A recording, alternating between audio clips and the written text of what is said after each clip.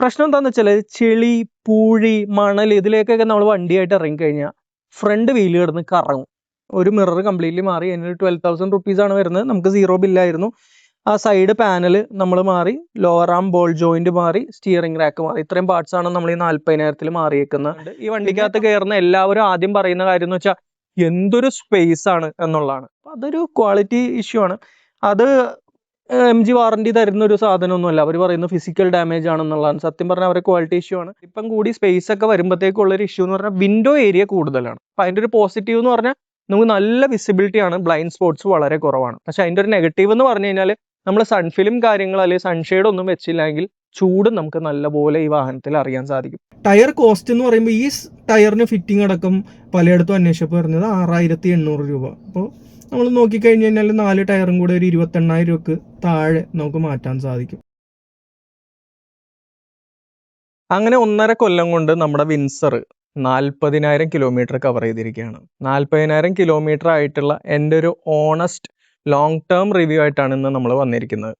ഈ വീഡിയോയിൽ നമ്മൾ മെയിനായിട്ട് സംസാരിക്കാൻ പോകുന്നത് ഈ വാഹനത്തിൽ റിയൽ ലൈഫ് നമുക്ക് കിട്ടുന്ന റേഞ്ച്, ഇതിൻ്റെ പെർഫോമൻസ്, ചാർജിങ് കോസ്റ്റ് എത്ര വരുന്നുണ്ട്, ചാർജിങ് റുട്ടീൻ എങ്ങനെയാണ്, എനിക്ക് ഇഷ്ടപ്പെട്ടതും ഇഷ്ടപ്പെടാത്തതായിട്ടുള്ള കാര്യങ്ങൾ, അതുപോലെ തന്നെ ഈ ഒരു 1.5 കൊല്ലത്തിൽ ഞാൻ ഫേസ് ചെയ്തിട്ടുള്ള പ്രശ്നങ്ങൾ എന്നിവയാണ്. So let's get started. Hi guys, welcome back to my channel. എൻ്റെ പേര് നദീം ലത്തീഫ്. ഞാൻ കഴിഞ്ഞ 4 വർഷത്തോളമായിട്ട് EV യൂസ് ചെയ്യുന്നുണ്ട്. EV കോണ്ടന്റ് ക്രിയേഷൻ ചെയ്തിട്ടുണ്ട്. നിങ്ങൾക്ക് പലർക്കും എന്നെ അറിയായിരിക്കും. അപ്പോൾ വിൻസറിൻ്റെ ധാരാളം വീഡിയോസ് ഞാൻ ചെയ്തിട്ടുണ്ട്. റീസെൻ്റ്ലി നമ്മൾ ഇട്ടത് ഒരു 5 സുഹൃത്തുക്കളുടെ കൂടെ ഇരുന്നിട്ട് വിൻസറിൻ്റെ നല്ല കാര്യങ്ങളും അതുപോലെ തന്നെ വിൻസറിൻ്റെ കംപ്ലയിൻറ്റ്സ് ഒരു ഡെഡിക്കേറ്റഡ് വീഡിയോ ചെയ്തിട്ടുണ്ടായിരുന്നു. അപ്പോൾ ആ വീഡിയോയിലെല്ലാം ഞാൻ എൻ്റെ അനുഭവങ്ങളും സുഹൃത്തുക്കളുടെ അനുഭവങ്ങളും ഗ്രൂപ്പിലുള്ള എല്ലാവരുടെയും കൂടെ ചേർത്തിട്ടാണ് പറഞ്ഞത്. എന്നാൽ ഈ വീഡിയോയിൽ ഞാൻ ഡെഡിക്കേറ്റഡ് ആയിട്ട് പറയാൻ പോകുന്നത് എൻ്റെ അനുഭവങ്ങൾ മാത്രമാണ്. മറ്റുള്ളവരെ കംപ്ലയിൻസിനെ കുറിച്ച് സംസാരിക്കുന്നില്ല. This is completely based on my experience. So November 10, 2024 നമ്മൾ Windsor 38 kilowatt non pro variant delivery എടുക്കുന്നത്. അന്ന് പ്രോയൊന്നും ഇറങ്ങിയിട്ടില്ല, മിഡ് വേരിയന്റ് ആണ് എടുത്തത്. ഇതിന് എക്സ്ക്ലൂസീവ് എന്നെന്തോ ആണ് പേര്. അന്ന് ഞാനിത് ഓൺ റോഡ് എടുക്കുന്ന വില എന്ന് പറഞ്ഞാൽ 16.5 ലക്ഷം രൂപയാണ്. നമ്മൾ അന്ന് ക്രെറ്റ EV ഒന്നും ഇല്ല, ക്രെറ്റ അല്ലെങ്കിൽ സെൽറ്റോസ് പെട്രോൾ എടുത്താൽ തന്നെ നമുക്കൊരു ഓട്ടോമാറ്റിക് കിട്ടണമെങ്കിൽ 17-18 ലക്ഷം രൂപ വില ഉണ്ടായിരുന്നു. ഈ വാഹനം എന്ന് പറയുമ്പോൾ അതിനേക്കാളും വലിപ്പം കൂടിയതുമാണ്. എന്നാൽ അതിനേക്കാൾ കൂടുതൽ സ്പേസും നമുക്ക് അകത്ത് കിട്ടുന്നുണ്ട്. പിന്നെ ഇതിൻ്റെ കൂടെ വന്ന ഒരു ക്രിട്ടിക്കൽ ഫാക്ടർ ആയിരുന്നു ലൈഫ് ടൈം ബാറ്ററി വാറണ്ടി. ഇൻഡസ്ട്രിയിൽ ആദ്യമായിട്ടാണ് 15 വർഷത്തേക്ക് ബാറ്ററിക്ക് വാറണ്ടി ഒരു കമ്പനി ഓഫർ ചെയ്തത്. അതൊരു ക്രിട്ടിക്കൽ ഫാക്ടർ തന്നെയായിരുന്നു. പിന്നെ 1 ഇയർ ഫാസ്റ്റ് ചാർജിങ് ഉണ്ടായിരുന്നു. അപ്പോൾ ഞാൻ പറഞ്ഞ പോലെ കഴിഞ്ഞ ദിവസം നമ്മൾ 40,000 കിലോമീറ്റർ പിന്നിട്ടു. വണ്ടി എടുത്തിട്ട് ഏകദേശം 1 വർഷവും 7 മാസവും കഴിഞ്ഞു. നമ്മൾ എൻ്റെ ഇതിനു മുമ്പ് ഉണ്ടായിരുന്ന വണ്ടിയായിട്ടുള്ള ജാസായിട്ട് കമ്പയർ ചെയ്യുകയാണെങ്കിൽ ജാസിൽ 7 വർഷം കൊണ്ട് 35,000 കിലോമീറ്റർ മാത്രമേ നമ്മൾ ഓടിയുള്ളൂ. അത് നമ്മൾ ഏകദേശം 1 വർഷം കൊണ്ട് തന്നെ കവർ ചെയ്തു വിൻസറിൽ. ജാസ് പ്രശ്നം എന്താണെന്ന് വെച്ച് കഴിഞ്ഞാൽ നല്ല വണ്ടിയാണ്, നല്ല സ്പേഷ്യസ് ആയിട്ടുള്ള വണ്ടിയാണ്, ഓടിക്കാനൊക്കെ അടിപൊളിയാണെങ്കിൽ നിങ്ങൾക്ക് എല്ലാവർക്കും അറിയാം മൈലേജ് എന്ന് പറയുന്ന ഒരു കാര്യം തീരെ ഉണ്ടായിരുന്നില്ല. നമുക്ക് കൂടുതൽ സിറ്റി ഓട്ടമാണ് വരുന്നത്. നമ്മൾ എങ്ങനെ ഓടിച്ചാലും നമുക്ക് മാക്സിമം ഒരു 10. ഓരോ കിലോമീറ്ററിനും ആദ്യമൊക്കെ നമുക്കൊരു 7 രൂപയൊക്കെ ആയിരുന്നു. കാരണം പെട്രോളിന് വില കുറവായിരുന്നു, 70 ആയിരുന്നു. ലാസ്റ്റൊക്കെ ആയപ്പോൾ 108 ഒക്കെ ആയി. അപ്പോൾ ഓരോ കിലോമീറ്ററിനും 10 രൂപ എന്നുള്ള ചിലവായതുകൊണ്ട് കൂടുതലും നമ്മുടെ എൻടോർക്കിലാണ് ഓടിക്കൊണ്ടിരുന്നത്. എൻടോർക്ക് ഒരു 10-25,000 കിലോമീറ്റർ ഓടിക്കഴിഞ്ഞപ്പോൾ അത് കൊടുത്തിട്ടുണ്ടായിരുന്നു. അതിന് പകരം പിന്നെ നമ്മൾ ഈതർ എടുത്തിട്ട് അതിലൊരു 40,000 കിലോമീറ്റർ ഓടി. അതുകൊണ്ടാണ് ജാസ് 7 കൊല്ലം കൊണ്ട് വെറും 30,000 കിലോമീറ്റർ ഓടിയത്. ആ സ്ഥാനത്താണ് നമ്മൾ ഈതറും എല്ലാം റീപ്ലേസ് ചെയ്തിട്ട് എൻ്റെ ഒറ്റ ഒരു വാഹനമായിട്ട് വിൻസറുമായിട്ട് ഇറങ്ങുന്നത്. 40,000 കിലോമീറ്റർ നമ്മൾ കഴിഞ്ഞു. അപ്പോൾ ആദ്യം നമ്മൾ സംസാരിക്കാൻ പോകുന്നത് ഈ വാഹനത്തിൻ്റെ റിയൽ ലൈഫ് റേഞ്ചിനെ കുറിച്ചിട്ടാണ്. കമ്പനി പറയുന്നത് 331 കിലോമീറ്റർ റേഞ്ചാണ്. അത് പലരും മുഖം ചുളിക്കുന്ന ഒരു റേഞ്ച്. 331, അപ്പോൾ അത് പറഞ്ഞു കഴിഞ്ഞാൽ ഒരു 200 നമുക്ക് കിട്ടുമായിരിക്കും എന്ന് പറയുന്ന ആളുകളുണ്ട്. വേഴ്സ്റ്റ് കേസ് സിനാരിയോയിൽ എനിക്ക് കിട്ടിയിരിക്കുന്ന റേഞ്ച് എന്ന് പറയുന്നത് 240 അതായത് നല്ല മഴ വിത്ത് ഫുൾ ലോഡ്. ഞാൻ ഈ പറയുന്നതെല്ലാം വിത്ത് AC ആണ്, വിത്തൗട്ട് AC ഇല്ല. കാരണം ഫുൾ AC ഇട്ടേ യൂസ് ചെയ്യാറുള്ളൂ. ഫുൾ ലോഡായിട്ട് ഞാൻ ഇൻഫോ പാർക്കിലൊക്കെ പോയി വരികയാണ്, സുഹൃത്തുക്കളും അവരുടെ ബാഗൊക്കെ ആയിട്ട് ഫുൾ ലോഡിൽ പോയി വരികയാണെങ്കിൽ വേഴ്സ്റ്റ് കേസ് സിനാരിയോ എനിക്കൊരു 240 അടുത്ത് റേഞ്ച് കിട്ടാറുണ്ട്. അതല്ല നമ്മൾ ഏറ്റവും നല്ലൊരു കണ്ടീഷൻ നോക്കുകയാണെങ്കിൽ ക്ലോസ് ടു 300 ഫുൾ ലോഡിലെ കാര്യമാണ് പറഞ്ഞത്. ഇനി അതല്ല, നല്ല ഞാനീ പറയുന്ന പോലെ വല്ലപ്പോഴൊക്കെ ട്രിവാൻഡ്രം ഒക്കെ പോകും. അപ്പോൾ നല്ല ഹൈവേ ആയിരിക്കും, ചിലപ്പോൾ MC റോഡ് വഴിയായിരിക്കും പോവുക, അല്ലെങ്കിൽ റാന്നി വഴിയൊക്കെ ആയിരിക്കും പലപ്പോഴും പോവുക, ഇല്ലെങ്കിൽ ആലപ്പുഴ വഴി പലപ്പോഴും പോയിട്ടുണ്ട്.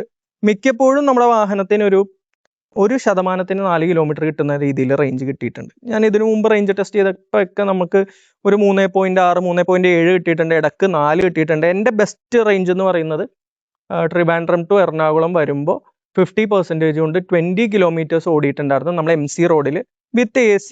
ഞങ്ങൾ 2 പേര് വൈകുന്നേരമാണ് ഞങ്ങൾ തിരിച്ചത്. അടിപൊളി ഒരു റേഞ്ച് ആയിരുന്നു. അപ്പോൾ 331 പറഞ്ഞാലും അപ് ടു ഒരു 380-400 കിട്ടാനുള്ള പൊട്ടൻഷ്യൽ ഈ വാഹനത്തിനുണ്ട്. പലർക്കും കിട്ടുന്നുമുണ്ട്. അതിനുള്ള റീസൺ എന്ന് പറഞ്ഞു കഴിഞ്ഞാൽ ഈ ഡിസൈൻ തന്നെയാണ്. അപ്പം നിങ്ങൾ പലരും പറയും ഇത് കാണുമ്പോൾ തവളേനെ പോലെ ഇരിക്കുന്നു, ആമേനെ പോലെ ഇരിക്കുന്നു. ആ ഡിസൈനും അതിൻ്റെ ആ ഒരു എന്താ പറയുക എയറോഡൈനാമിക് കോഎഫിഷ്യന്റ് വളരെ കുറവുള്ള ഒരു വണ്ടിയാണ്. അതുകൊണ്ട് തന്നെ പറയുന്നതിലും കൂടുതൽ റേഞ്ച് മിക്ക കേസുകളിലും, അതും പറയുന്നതിൽ ഒരു 10-20% പല കേസുകളിലും കൂടുതൽ കിട്ടുന്നുണ്ട്. സോ 240 ടു ഒരു 380-400 ഈ വാഹനത്തിൽ ഇൻ റിയൽ ലൈഫ് കിട്ടുന്നുണ്ട്. നല്ലൊരു റേഞ്ച് തന്നെയാണ്. പിന്നെ എൻ്റെ ഒരു യൂസ് കേസ് പറയുകയാണെങ്കിൽ എനിക്ക് അങ്ങനെ വലിയ ഓട്ടമൊന്നുമില്ല. ഞാൻ ഡെയിലി ഓഫീസിൽ പോയി തിരിച്ചു വരും. ഒരു 40-50 കിലോമീറ്റേഴ്സ്. കൂടെ 4 സുഹൃത്തുക്കൾ ഉണ്ടാവും.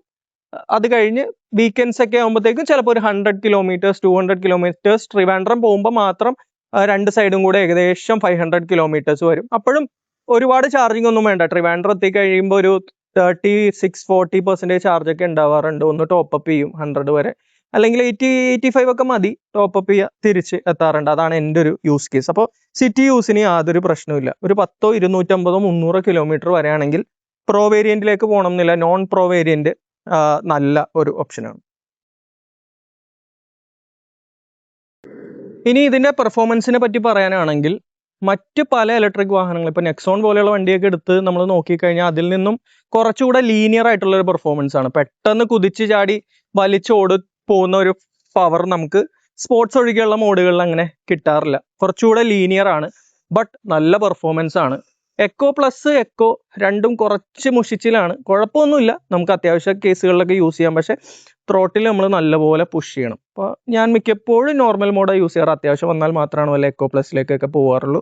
പക്ഷെ എക്കോ പ്ലസ് ആയാലും എക്കോ ആയാലും നോർമൽ ആയാലും ഈവൻ സ്പോർട്ട് ആയാലും നമ്മൾ ഓടിക്കുന്ന കണ്ടീഷൻസിനനുസരിച്ച് അല്ലെങ്കിൽ നമ്മൾ ഓടിക്കുന്ന സ്റ്റൈലിനനുസരിച്ച് ഈ റേഞ്ചിൽ വലിയ മാറ്റവും കാര്യങ്ങളൊന്നുമില്ല. നമ്മൾ അത്യാവശ്യം നല്ലപോലെ ഓടിക്കുകയാണെങ്കിൽ ഞാൻ നേരത്തെ പറഞ്ഞ റേഞ്ച് തന്നെ കിട്ടും. ഞാൻ കൂടുതലും നോർമൽ മോഡിലാണ് യൂസ് ചെയ്യാറ് വിത്ത് ഹെവി റീജൻ. കാരണം ഡീഫോൾട്ട് ഹെവി റീജൻ ആണ്, ഞാൻ അതിനകത്ത് മാറ്റം വരുത്താറില്ല. പിന്നെ സിറ്റിയിലാണ് കിടന്ന് ഓടുന്നത്, അതുകൊണ്ട് തന്നെ ഹെവി റീജനിലാണ് ഓടാറ്. നോർമൽ തന്നെ സത്യം പറഞ്ഞാൽ അത്യാവശ്യത്തിലും കൂടുതലാണ്. 10, 100, 120 മേലെ സ്പീഡ് കയറും. ഒരു EV ആയതുകൊണ്ട് തന്നെ ഇനിഷ്യലി നല്ല ടോർക്ക് കിട്ടുന്നുണ്ട്, ഈസിയാണ് ഓവർടേക്ക് ചെയ്യാൻ. പിന്നെ സ്പോർട്ട് വല്ലപ്പോഴും മാത്രം ഞാൻ യൂസ് ചെയ്യാറുള്ളൂ. കാരണം സ്പോർട്സ് മോഡ് ഇടുമ്പോഴത്തേക്കും നമ്മുടെ ത്രോട്ടിൽ കുറച്ചുകൂടെ ലൈറ്റർ ആവും. അപ്പം നമ്മൾ കുറച്ചുകൂടെ ജസ്റ്റ് ലൈറ്റ് ആയിട്ട് പുഷ് ചെയ്താൽ തന്നെ വണ്ടി നല്ലവണ്ണം ഓടിക്കോളും. അപ്പോൾ ഏകദേശം ഒരു 100 കിലോ വാട്ട് പവർ അല്ലെങ്കിൽ 138 ഹോഴ്സ് പവർ നമുക്ക് ഈ വാഹനത്തിൽ കിട്ടുന്നുണ്ട്. സത്യം പറഞ്ഞാൽ നമുക്ക് ആവശ്യത്തിലും കൂടുതലാണ്. നല്ലൊരു പെർഫോമൻസ് ഈ ഒരു വാഹനത്തിൽ കിട്ടാറുണ്ട്. ഒരു വലിയ വാഹനമാണ്, അതായത് 4.3 മീറ്ററിന് മേലെ വരുന്ന ഒരു വലിയ വാഹനമാണ് നമ്മൾ ഓടിച്ചുകൊണ്ട് നടക്കുന്നതെന്ന് നമുക്ക് തോന്നാറില്ല. കാരണം അതൊരു EV ആണ്. EV ആയതുകൊണ്ട് തന്നെ ആ ഒരു ഇനീഷ്യൽ ടോർക്കും അതിൻ്റെ ആ ഒരു സുഖവും കാര്യങ്ങളൊക്കെ നമുക്ക് കിട്ടാറുണ്ട്. വലിയ കാര്യമായിട്ടുള്ള നോയ്സ് വൈബ്രേഷൻ കാര്യങ്ങളൊന്നും നമുക്ക് വരാത്തതുകൊണ്ട് തന്നെ സ്പീഡ് കയറി പോകുന്നത് തന്നെ നമ്മൾ പലപ്പോഴും അറിയാറില്ല. ഓവർ സ്പീഡ് വാർണിംഗ് ഒക്കെ അടിക്കുമ്പോഴാണ് പലപ്പോഴും സ്പീഡ് കയറി പോകുന്നത് നമ്മൾ അറിയുന്നത്. അപ്പോൾ നല്ലൊരു പെർഫോമൻസ് ഈ ഒരു വാഹനത്തിൽ നമുക്ക് കിട്ടുന്നുണ്ട്. ഇനി വിൻസറിന്റെ ഒരു റൈഡ് ക്വാളിറ്റി കാര്യങ്ങളിലേക്കൊക്കെ നമ്മൾ വരികയാണ്, അല്ലെങ്കിൽ ഇതിന്റെ ഒരു പ്രാക്ടിക്കാലിറ്റിയിലേക്കൊക്കെ നമ്മൾ നോക്കുകയാണെങ്കിൽ ഞാൻ പറഞ്ഞ പോലെ വലിയൊരു വാഹനമാണ്, വീതി കൂടിയ ഒരു വണ്ടിയാണ്. സോ ബേസ് മോഡൽ എടുത്താൽ 360 ക്യാമറ ഇല്ലാതെ നമ്മൾക്ക് കുറച്ച് ബുദ്ധിമുട്ടായിരിക്കും. കാരണം വിട്ട് കൂടുതലായതുകൊണ്ട് തന്നെ പല വഴികളിലും പോകുമ്പോൾ സ്ക്രാച്ച് ഒക്കെ ആവാനുള്ള സാധ്യതകൾ വണ്ടിയിലുണ്ട്. പക്ഷെ അതിന്റെ അഡ്വാൻറ്റേജ് നമുക്ക് വണ്ടിക്കകത്ത് കിട്ടുന്നുണ്ട്. ഈ വണ്ടിക്കകത്ത് കയറുന്ന എല്ലാവരും ആദ്യം പറയുന്ന കാര്യം എന്ന് വെച്ചാൽ എന്തൊരു സ്പേസ് ആണ് എന്നുള്ളതാണ്. എസ്പെഷ്യലി ബാക്കിലിരിക്കുന്നവർ പറയും 3 പേർക്ക് സുഖമായിട്ടിരിക്കാം. നമ്മൾ പല വണ്ടികളിലും 3 പേര് കയറുമ്പോൾ ഇങ്ങനെ ചേർന്ന് ഇങ്ങനെ ഇരിക്കണതിന് വരെ ഇതിൽ സുഖമായിട്ടിരിക്കാം. വേണമെങ്കിൽ 4 പേർക്ക് വലിയ കുഴപ്പമില്ലാത്ത വലിപ്പമുള്ളവരാണെങ്കിൽ 4 പേർക്ക് സുഖമായിട്ടിരിക്കാനുള്ള ക്യാബിൻ സ്പേസ് ഈ വണ്ടിയിൽ കിട്ടുന്നുണ്ട്. ഇൻഫാക്ട് നമ്മളിപ്പോൾ ഇന്ത്യയിലുള്ള ഇലക്ട്രിക് EVs നോക്കിക്കഴിഞ്ഞാൽ എനിക്ക് തോന്നുന്നു ഈ ക്യാബിൻ സ്പേസ് കിട്ടുന്നത് എനിക്ക് തോന്നുന്നു XCV90 തോന്നുന്നു. അണ്ടർ ഒരു 35 lakhs വിലയിൽ വരുന്ന അത്രയും സ്പേസ് നമുക്ക് വണ്ടിയിൽ കിട്ടുന്നുണ്ട്. നല്ല നീ റൂം, ഫ്രണ്ടിലേക്ക് നമുക്ക് നല്ല നീ റൂം, നല്ല ഹെഡ് റൂം, ടൈ സപ്പോർട്ട് ഒക്കെ കിട്ടുന്നുണ്ട്. പിന്നെ ഉള്ളൊരു ഇഷ്യൂ എന്ന് പറഞ്ഞു കഴിഞ്ഞാൽ സസ്പെൻഷൻ സ്റ്റിഫാണ്. അത് ഒരു 100% കസ്റ്റമേഴ്സിന് ഉള്ളൊരു പരാതിയാണ്. കാരണം ഞാൻ മനസ്സിലാക്കിയിടത്തോളം മോസ്റ്റ് പ്രോബബ്ലി ചൈനീസ് റോഡ്സ് കണ്ടീഷൻസിന് വേണ്ടി വെച്ച സസ്പെൻഷൻ ആയിരിക്കണം. ഇന്ത്യൻ റോഡിൽ നമ്മൾ വരുമ്പോൾ നല്ല റബ്ബറൈസ്ഡ് റോഡൊക്കെ ആണെങ്കിൽ നല്ല സ്മൂത്ത് ആയിട്ട് പോകും, നമുക്ക് ഒരു പ്രശ്നങ്ങളും ഇല്ല. പക്ഷെ വളരെ മോശം റോഡിലൂടെ പോകുമ്പോൾ ആ റോഡിലെ ഓരോ അൺഈവൻനെസ്സും കുഴിയും കാര്യങ്ങളെല്ലാം നമുക്ക് ഭയങ്കരമായിട്ട് അറിയാൻ സാധിക്കും. നമ്മൾ കുറച്ച് ചവിട്ടിയൊക്കെയാണ് എടുക്കണേ നമുക്ക് വലിയ പ്രശ്നമില്ല.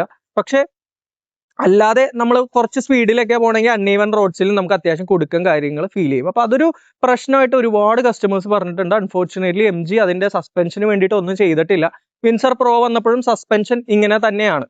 പിന്നെ സസ്പെൻഷനുമായിട്ട് ബന്ധപ്പെട്ട 1-2 കംപ്ലൈന്റുകളും വരുന്നുണ്ട്. അത് ഞാൻ കംപ്ലൈന്റ് സെക്ഷനിൽ വരുമ്പോൾ സംസാരിക്കാം. ഫ്രണ്ടിലിരുന്ന് യാത്ര ചെയ്യാനൊക്കെ വളരെ സുഖമാണ്. ബാക്കിലിരുന്ന് യാത്ര ചെയ്യുന്നതിന് അത്ര വലിയ പ്രശ്നം ഉണ്ടെന്നൊന്നുമില്ല ഞാൻ പറയുന്നത്. ഒരു 100 ആളുകൾ എടുക്കുമ്പോൾ ഒരു 2 പേര് പലപ്പോഴും അതിൽ യാത്ര ചെയ്യുന്ന പ്രായമായിട്ടുള്ളവർ ഇടക്ക് നടുവേദന പറഞ്ഞു എന്നൊക്കെ ഞാൻ കേട്ടിട്ടുണ്ട്. എൻ്റെ വാഹനത്തിൽ എന്നും 5 പേരായിട്ട് യാത്ര ചെയ്യുന്നതാണ്. അത് ഫ്രണ്ട്സ് ആയിരിക്കും, അല്ലാത്തപ്പോൾ ഫാമിലി ആയിരിക്കും. ആരും ഇതുവരെ അങ്ങനെയൊന്നും പറഞ്ഞു കേട്ടിട്ടില്ല. ആകെ എൻ്റെ വൈഫ് മാത്രമേ ഒരിക്കൽ പറഞ്ഞിട്ടുള്ളൂ സസ്പെൻഷൻ കുറച്ച് മോശമാണ് എന്നുള്ളത്. അത് ഞാൻ എഗ്രി ചെയ്യുന്ന ഒരു കാര്യമാണ്. ബാക്കിയൊന്നും വലിയ കുഴപ്പമൊന്നുമില്ല. ബോഡി റോൾ എന്നൊക്കെ പറഞ്ഞാൽ സാധാരണ വണ്ടികളിൽ വരുന്ന ഒരു ബോഡി റോളൊക്കെ ഉള്ളൂ. സീറ്റ് ബെൽറ്റ് ഒക്കെ ഇട്ട് കഴിഞ്ഞാൽ നമുക്ക് വലിയ കാര്യമായിട്ട് ബോഡി റോള് കാര്യങ്ങളൊന്നും ഫീൽ ചെയ്യില്ല. ഇലക്ട്രിക് വാഹനങ്ങളെല്ലാം പോലെ തന്നെ വൈബ്രേഷനുകൾ വളരെ കുറവാണ്. പിന്നെ നോയിസ് ഐസൊലേഷൻ കുറച്ച് മോശമാണ്. കാരണം പുറത്തുനിന്നുള്ള സകല നോയിസ് നമുക്ക് അകത്തുനിന്നുള്ള സകല നോയിസ് നമുക്ക് പുറത്തേക്ക് കേൾക്കാൻ പറ്റും. അത് അവർക്ക് വേണമെങ്കിൽ മെച്ചപ്പെടുത്തായിരുന്നു. അപ്പോൾ ടയറും ഈ പറയുന്ന പോലെ EV സ്പെക്ക് ടയർ കാര്യങ്ങളൊന്നുമില്ല. സിയറ്റിന്റെ നോർമൽ ടയേഴ്സ് ആണ് വരുന്നത്. അതുകൊണ്ട് തന്നെ റോഡ് നോയിസ് നമുക്ക് നല്ലപോലെ ഇതിനകത്ത് അറിയാൻ സാധിക്കും. നമ്മൾ പാട്ടൊക്കെ ഇട്ടാണ് പോകുന്നത്, നമ്മൾ അധികം ഒന്നും അറിയില്ല. പിന്നെന്താണ്, പിന്നെ ആ പ്രാക്ടിക്കാലിറ്റിയാണ്. അതായത് ഇതിന്റെ ബൂട്ട് എന്ന് പറഞ്ഞു കഴിഞ്ഞാൽ ഇപ്പൊ മിഡ് വേരിയന്റോ ബേസ് വേരിയന്റോ ഒക്കെ ആണെങ്കിൽ നമുക്ക് സബൂഫർ ഒന്നും വരുന്നില്ല, നമ്മൾ സ്പെയർ വീല് നമുക്ക് വരുന്നില്ല, വേണമെങ്കിൽ വാങ്ങിച്ചു വെക്കാം. ഇതൊന്നും വെക്കുന്നില്ല എങ്കിൽ നമുക്ക് ഒരുപാട് ബൂട്ട് സ്പേസ് കിട്ടുന്നുണ്ട്. എനിക്ക് തോന്നുന്നു 1000-600 ലിറ്ററോളം ബൂട്ട് സ്പേസ് ഉണ്ട്. ശരിക്കും അവർ വിചാരിച്ചായിരുന്നെങ്കിൽ ഇതൊരു 7 സീറ്റർ വാഹനമാക്കി മാറ്റാൻ പറ്റുമായിരുന്നു. ഒരു കുറച്ച് സ്പേസ് പോകുന്നുള്ളതേ ഉള്ളൂ. പക്ഷേ 5 സീറ്റർ ആണ്. അതുകൊണ്ട് തന്നെ ആ സ്പേസ് നമുക്ക് ഇരിക്കുന്നിടത്താണെങ്കിലും ഈ പറയുന്ന പോലെ നമ്മുടെ ബൂട്ടിലാണെങ്കിലും കിട്ടുന്നുണ്ട്. പിന്നെ റിക്ലൈൻ ഫംഗ്ഷൻ ഉള്ളതുകൊണ്ട് സുഖമായിട്ടിരുന്ന് യാത്ര ചെയ്യാം. ഇതിൽ വെന്റിലേറ്റഡ് സീറ്റ് കാര്യങ്ങളൊന്നും വരുന്നില്ല. പക്ഷേ ഇതിന്റെ ഒരു ഡൗൺ സൈഡ് എന്ന് പറഞ്ഞു കഴിഞ്ഞാൽ വണ്ടിക്ക് വലിപ്പം കൂടി സ്പേസ് ഒക്കെ വരുമ്പോഴത്തേക്കുള്ളൊരു ഇഷ്യൂ എന്ന് പറഞ്ഞാൽ വിൻഡോ ഏരിയ കൂടുതലാണ്. അപ്പോൾ അതിന്റെ ഒരു പോസിറ്റീവ് എന്ന് പറഞ്ഞാൽ നമുക്ക് നല്ല വിസിബിലിറ്റി ആണ്, ബ്ലൈൻഡ് സ്പോട്ട്സ് വളരെ കുറവാണ്. പക്ഷെ അതിന്റെ ഒരു നെഗറ്റീവ് എന്ന് പറഞ്ഞു കഴിഞ്ഞാൽ നമ്മൾ സൺഫിലിം കാര്യങ്ങൾ അല്ലെങ്കിൽ സൺഷെയ്ഡ് ഒന്നും വെച്ചില്ലെങ്കിൽ ചൂട് നമുക്ക് നല്ലപോലെ ഈ വാഹനത്തിൽ അറിയാൻ സാധിക്കും. അതാണ് ഇതിന്റെ ഒരു കംഫേർട്ട് കാര്യങ്ങളൊക്കെ വരുന്നത്. ഇനി ഞാൻ എൻ്റെ ചാർജിങ് റുട്ടീനും ചാർജിങ് കോസ്റ്റും പറയാം. വണ്ടി വാങ്ങിയ സമയത്ത് നമ്മൾക്ക് 1000 എന്നുണ്ടായിരുന്ന ഒരു കറണ്ട് ബില്ല് 7000 ആയി മാറിയിട്ടുണ്ടായിരുന്നു. ഞാൻ എക്സ്പെക്ട് ചെയ്തൊരു സംഭവമാണ്. KSEB കാൽക്കുലേറ്റർ എടുത്ത് വെച്ചിട്ട് ഒരു മാസം ഏകദേശം 2000 കിലോമീറ്റർ ഓടാൻ നമ്മൾ കണക്ക് കൂട്ടിയപ്പോൾ 7000 ആവും എന്ന് കാണിച്ചിരുന്നു. കൃത്യമായിട്ട് 1000 എന്നുള്ളത് 7000 ആയി. അതായത് എക്സ്ട്രാ ഒരു 6000 വന്നു. നമ്മൾ ആ മാസം 2 മാസത്തെ ബില്ലാണ് പറയുന്നത്. 2 മാസം നമ്മൾ ഓടിയത് ഏകദേശം 4000 കിലോമീറ്റർ ആയിരുന്നു. സോ 1 കിലോമീറ്ററിന് 1.5 രൂപ എന്നുള്ളൊരു ചിലവേ നമുക്ക് അന്ന് വന്നിട്ടുള്ളൂ. പിന്നീട് നമ്മൾ സോളാറാക്കി. നമ്മൾ സോളാറാക്കാനായിട്ട് ഏകദേശം എനിക്ക് 2 ലക്ഷത്തിൽ താഴെ ആയിട്ടുള്ളൂ 5 കിലോ വാട്ട് സോളാർ. അതിനുശേഷം നമ്മുടെ ബില്ല് ഈ പറയുന്ന പോലെ 260 രൂപ മാസം തോറും 260, 300, 340 എന്നൊക്കെയായി. എല്ലാ മാസവും ഞാൻ ഏറ്റവും കുറഞ്ഞ 2000 കിലോമീറ്റർ ഓടും. അപ്പോൾ 2000 കിലോമീറ്റർ ഓടാൻ ഒരു 260 അല്ലെങ്കിൽ 340 രൂപ എന്ന് പറഞ്ഞാൽ ഇറ്റ്സ് ബെയർലി നെഗ്ലിജിബിൾ. കാരണം ഇത് വണ്ടിയുടെ മാത്രം കോസ്റ്റ് അല്ല, വീട്ടിലുള്ള AC ആണെങ്കിലും ഇലക്ട്രോണിക് സാധനങ്ങൾ എല്ലാത്തിൻ്റെയും വീട്ടിലെ ഫുൾ കറണ്ടിന്റെ കോസ്റ്റ് ആണ്. സോ അതുകൊണ്ട് തന്നെ സോളാർ ഉള്ളത് കൊണ്ട് ലിറ്ററലി ഫ്രീ ആയിട്ടാണ് ഓടിച്ച് കൊണ്ടു നടക്കുന്നത്. ഇനി സോളാർ ഇല്ലെങ്കിൽ നഷ്ടമാണോ എന്ന് ചോദിക്കുന്നവരോടാണ് എനിക്ക് പറയാനുള്ളത്. സോളാർ ഇല്ല എങ്കിൽ നമുക്ക് മാക്സിമം പോയൊരു 2 രൂപ. 2 രൂപക്ക് നിങ്ങൾ നോക്കൂ, ആയിരിക്കുന്ന ആക്റ്റീവ പോലും 1 കിലോമീറ്റർ 50 മൈലേജ് കൂട്ടിയാൽ 1 കിലോമീറ്റർ ഓടാൻ നമുക്ക് 2 രൂപക്ക് മേലെ ആവും. അപ്പോഴാണ് ഈ വാഹനം നമുക്ക് ഫ്രീ ആയിട്ട് ഓടിച്ചു കൊണ്ടു നടക്കാൻ പറ്റുന്നത്. ഈ ഒരു കാരണം കൊണ്ട് തന്നെയാണ് എല്ലാവരെയും പോലെ ഞാനും ഈ പറയുന്ന ഒരു ഇലക്ട്രിക് വാഹനം പ്രിഫർ ചെയ്യുന്നത്. ഇനി എൻ്റെ ഒരു ചാർജിങ് റുട്ടീൻ എന്ന് പറഞ്ഞു കഴിഞ്ഞാൽ DC ഫാസ്റ്റ് ചാർജിങ് വളരെ വളരെ കുറവാണ്. ഞാൻ ഈ പറയുന്ന പോലെ ട്രിവാൻഡ്രം ഒക്കെ പോകുമ്പോൾ മാത്രമാണ് അവിടെ വെച്ചൊന്ന് ചാർജ് ചെയ്യുക. അല്ലെങ്കിൽ എന്തെങ്കിലും അത്യാവശ്യം ഇപ്പോൾ കറണ്ട് ഇല്ല, വണ്ടിയിൽ ചാർജ് കുറവാണ്, അങ്ങനെ വരുമ്പോഴൊക്കെ ചാർജ് ചെയ്യുക. ഇപ്പോൾ റീസെന്റ് വളരെ കുറവാണ്. ഫ്രീ ചാർജിങ് ഉണ്ടായിരുന്ന ടൈമിൽ maybe weekly once or 2 വീക്കിൽ ഒരിക്കലൊക്കെ ചെയ്യുമായിരുന്നു. ഇപ്പോൾ ഒട്ടും ചെയ്യാറില്ല. എൻ്റെ ഒരു യൂസ് കേസ് ഞാൻ പറഞ്ഞ പോലെ രാവിലെ ഓഫീസിൽ പോകുന്നു, വൈകുന്നേരം വരുന്നു, 40-50 കിലോമീറ്റർ നമ്മൾ ഓടും. 3 ദിവസമോ 4 ദിവസമോ കൂടുമ്പോൾ നമ്മളൊന്ന് നൈറ്റ് ഫുൾ ചാർജ് ചെയ്യും. അവിടെ MG മിഡ് വേരിയൻ്റ് ആയതുകൊണ്ട് തന്നെ അതിൻ്റെ കൂടെ ഒരു ചാർജിങ് ബോക്സ് ഫിറ്റ് ചെയ്ത് തന്നിട്ടുണ്ട്. സോ ഞാൻ യൂസ് ചെയ്യുന്ന 3.3യുടെ സ്ലോ ചാർജറാണ്. നമുക്ക് 0 to 100 ഒരു 16 മണിക്കൂറോളം എടുക്കും. പക്ഷെ നമ്മൾ ആരും 0യിൽ കൊണ്ടുവന്ന് ഇടാറില്ല. ഒരു 30 to 40 ചാർജിലൊക്കെ കൊണ്ടുവന്നിടുകയാണെങ്കിൽ ഒരു 8 മണിക്കൂർ അല്ലെങ്കിൽ 30-ലൊക്കെ കൊണ്ടുവന്നിടുകയാണെങ്കിൽ 10 മണിക്കൂർ എടുക്കും. അപ്പോൾ രാത്രി ഷെഡ്യൂൾഡ് ചാർജിങ് ഓണാക്കി ഞാനിടും. ഒരു 10 മണിക്കോ 12 മണിക്കോ ഇട്ടാൽ രാവിലെ 7 മണിക്കോ 8 മണിക്കോ ഒക്കെ ആകുമ്പോൾ ഫുൾ ചാർജ് ആവും. അതല്ല ചാർജ് കുറച്ച് ഒരു 10%-ലൊക്കെ കൊണ്ടുവന്നിട്ടേക്കണമെങ്കിൽ ഒരു 14-15 മണിക്കൂർ എടുക്കും. അപ്പോൾ നമ്മൾ രാത്രി ഇട്ടിട്ട് രാവിലെ അല്ലെങ്കിൽ ഉച്ചയാകുമ്പോഴത്തേക്കും എടുക്കേണ്ടി വരും. ഇനി ഇത് 7.2 ആക്കി യൂസ് ചെയ്യാനാണെങ്കിൽ പകുതിയായിട്ട് കുറയും. ഒരു 7-8 മണിക്കൂർ കൊണ്ട് ചാർജ് ചെയ്യാൻ സാധിക്കും. പക്ഷെ അപ്പോൾ നമ്മൾ 5 കിലോ വാട്ടിന് മേലേക്ക് പോകുമ്പോൾ നമുക്ക് 3 ഫേസ് കാര്യങ്ങളൊക്കെ ചെയ്യണം. അപ്പോൾ അതിന് വേറെയും ചിലവുകളുണ്ട്. അതൊന്നും എൻ്റെ യൂസ് കേസിൽ വരുന്ന ഒരു കാര്യമല്ല. എനിക്ക് ഈ പറയുന്ന പോലെ ഓവർനൈറ്റ് ചാർജ് ചെയ്തിട്ട് യൂസ് ചെയ്യുക, വല്ലപ്പോഴും മാത്രം ഒരു ഫാസ്റ്റ് ചാർജിങ് ചെയ്യുക എന്നുള്ളൊരു യൂസ് കേസാണ്. അതുകൊണ്ട് തന്നെ എൻ്റെ യൂസിന് പെർഫെക്റ്റ് ആയിട്ടുള്ളൊരു വണ്ടിയാണ്. ഇതാണ് എൻ്റെ ഒരു ചാർജിങ് യൂസ് കേസ് എന്ന് പറയുന്നത്. എന്താലേ, ഒന്നുകിൽ ഭയങ്കര മഴ അല്ലെങ്കിൽ ഭയങ്കര ചൂട്. വീഡിയോ ചെയ്തുകൊണ്ടിരുന്നപ്പോൾ ആദ്യം മഴക്കാറായിരുന്നു, ഇപ്പോൾ വെയിൽ വന്നപ്പോൾ നല്ല ചൂട്. അപ്പോൾ വണ്ടിക്കകത്തോട്ട് കയറിയിട്ടുണ്ട്. അപ്പോൾ നമ്മളിപ്പോൾ ചാർജിങ് പാറ്റേൺ കാര്യങ്ങളെ പറ്റി പറഞ്ഞു. അപ്പോൾ എല്ലാവരും ചോദിക്കുന്ന ഒരു കാര്യമാണ് ഈ പറയുന്ന പോലെ 4 ഓപ്പർച്യൂണിറ്റി ചാർജിങ് അല്ലെങ്കിൽ 4 DC ഫാസ്റ്റ് ചാർജിങ് ചെയ്ത 5-മത്തെ സ്ലോ ചാർജിങ് ചെയ്യണ്ടേ എന്നുള്ളത്. അതൊരു പ്രശ്നമല്ലേ എന്നുള്ളത് പലരും ചോദിക്കാറുണ്ട്. അത് ഞാനീ പറഞ്ഞ പോലെ എൻ്റെ ഒരു യൂസ് കേസിൽ അതൊരു പ്രശ്നമല്ല. കാരണം ഞാൻ വല്ലപ്പോഴും ഫാസ്റ്റ് ചാർജിങ് ചെയ്ത് മിക്കപ്പോഴും ഹോം ചാർജിങ് ചെയ്യുന്ന ഒരു വ്യക്തിയാണ്. അപ്പോൾ എനിക്കതൊരു വലിയ പ്രശ്നമായിട്ട് തോന്നിയിട്ടില്ല. അതേസമയം നിങ്ങൾ ഒരുപാട് ലോങ് ഒക്കെ നിർത്താതെയൊക്കെ ഓടുന്ന ആളുകളാണെങ്കിൽ നിങ്ങൾക്ക് അതൊരു പ്രശ്നമായിരിക്കും. നിങ്ങൾക്ക് ചെയ്യാൻ പറ്റിയെന്ന് വെച്ച് കഴിഞ്ഞാൽ അതിനനുസരിച്ച് പ്ലാൻ ചെയ്യുക എന്നുള്ളതാണ്. അതിലേക്ക് കൂടുതൽ കാര്യങ്ങളിലേക്ക് ഞാൻ പോകുന്നില്ല. പിന്നെ ഒരു കാര്യം പറയാനുള്ളതെന്ന് വെച്ചാൽ ഇപ്പോൾ DC ഫാസ്റ്റ് ചാർജിങ് നല്ലൊരു ഓപ്ഷനാണ്. പക്ഷേ നമ്മൾ ഈ പറയുന്ന പോലെ ആവശ്യമില്ലാതെ വെറുതെ കൊണ്ടുപോയൊക്കെ ചെയ്യാൻ നിന്ന് കഴിഞ്ഞാൽ നമുക്ക് എക്കണോമിക്കലി അത് വലിയ അത്ര നല്ലൊരു കാര്യമല്ല. കാരണം ചിലയിടത്ത് ചാർജിങ് ചെയ്ത് വരുമ്പോൾ ഒരു യൂണിറ്റിന് നമുക്ക് 3.5 രൂപ 4 രൂപയൊക്കെ വരുന്നുണ്ട്. ഈ 4 രൂപ 5 രൂപ എന്നൊക്കെ പറയുമ്പോഴത്തേക്കും നമുക്കൊരു ഡീസൽ വാഹനം അല്ലെങ്കിൽ ഹൈബ്രിഡ് വാഹനത്തിൻ്റെ റണ്ണിങ് കോസ്റ്റിലേക്ക് വരുന്നുണ്ട്. അപ്പോൾ എപ്പോഴും വീട്ടിൽ ചാർജ് ചെയ്യുന്നതാണ് നല്ലത്. ഞാനത് തന്നെ ചെയ്യാറുള്ളൂ. അതുകൊണ്ട് തന്നെ ഞാൻ നേരത്തെ പറഞ്ഞ പോലെ ലിറ്ററലി നമ്മൾ ഫ്രീ ആയിട്ടാണ് ഓടിക്കൊണ്ടിരിക്കുന്നത്. ഇനി നമുക്ക് ടയറിനെ കുറിച്ച് സംസാരിക്കാം. ഇപ്പോൾ വിൻസർ എൻ്റെ വരുന്നത് സിയറ്റിൻ്റെ സാധാരണ സെക്യൂറ ഡ്രൈവ് എന്ന് പറഞ്ഞ ടയറാണ്. 600-800 രൂപ വരുന്ന നോർമൽ ടയറാണ്. EV സ്പെക്ക് ടയറൊന്നുമല്ല. ആ ടയർ വെച്ചുകൊണ്ട് തന്നെയാണ് ഇത്രയും നല്ല റേഞ്ച് നമുക്ക് ഈ വണ്ടിയിൽ കിട്ടുന്നത്. പെർഫോമൻസ് വൈസ് നമ്മൾ നോക്കുകയാണെങ്കിൽ സെക്യൂർ ഡ്രൈവ് എന്നൊക്കെ അവർ പറയുമെങ്കിൽ അത്ര സെക്യൂർ ഒന്നുമല്ല. എസ്പെഷ്യലി മഴക്കാലത്തൊന്നും അത്ര സുഖമുള്ളൊരു ടയറായിട്ട് എനിക്ക് തോന്നിയില്ല. പക്ഷെ അത്ര വലിയ പ്രശ്നങ്ങളൊന്നും ഇതുവരെ വന്നിട്ടില്ല. പലപ്പോഴും മഴയത്തൊക്കെയാണ് നമ്മൾ അത്യാവശ്യം നല്ലോണം കാല് കൊടുത്താൽ ചെറുതായിട്ടൊരു പാളുന്ന ഒരു ഫീൽ ഈ ടയറിൽ എനിക്ക് തോന്നിയിട്ടുണ്ട്. പക്ഷെ ടയർ ലൈഫ് അത്യാവശ്യം നല്ലപോലെ കിട്ടുന്നുണ്ട്. എൻ്റെ ഇപ്പോൾ ഞാൻ പറഞ്ഞ പോലെ 40,264 കിലോമീറ്ററായി. ഇതുവരെ ടയർ മാറേണ്ടി വന്നിട്ടില്ല.